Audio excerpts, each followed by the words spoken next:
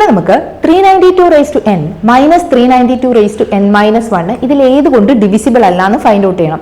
So നമുക്ക് ഈ 392 raise to n minus 1നെ 392 raise to n divided by 392 എന്ന് റെപ്രസെന്റ് ചെയ്യാൻ പറ്റും. ഇതിൽ 392 റേസ് ടു n രണ്ടിലും കോമൺ ആണ്. സോ നമ്മൾ അത് ഔട്ട് സൈഡിൽ എടുത്താൽ 392 raise to n into 1 minus 1 by 392 എന്ന് വരും. ഇത് നമ്മൾ സിംപ്ലിഫൈ ചെയ്താൽ 392 മൈനസ് 1 391 വരും ഡിവൈഡഡ് ബൈ 392. അതിൽ 392 raise to n divided by 392 എന്ന് പറഞ്ഞാൽ 392 raise to n minus 1 into 391 എന്ന് വരും.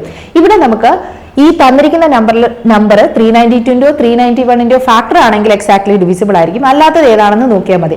ഇതിൽ 56 എന്ന് പറഞ്ഞാൽ 56 ഇൻറ്റു 7 ചെയ്താൽ 392 ആണ്. സോ ഇത് 56 കൊണ്ട് നമുക്ക് ഡിവൈഡ് ചെയ്യാൻ പറ്റും. അതേപോലെ 23 ഇൻറ്റു 17 എന്ന് പറയുന്നത് 391 ആണ്. സോ നമുക്ക് ഈ 23 കൊണ്ടും 17 കൊണ്ടും ഈ നമ്പറിനെ ഡിവൈഡ് ചെയ്യാൻ പറ്റും. പിന്നെ ബാക്കി വരുന്നത് 13 ആണ്. 13 എന്നുള്ള നമ്പർ 392 391 ഫാക്ടർ അല്ല. സോ ഇവിടെ ഡിവൈഡ് ചെയ്യാൻ പറ്റാത്ത നമ്പർ ചോദിച്ചിരിക്കുമ്പോൾ അത് option C is the correct answer.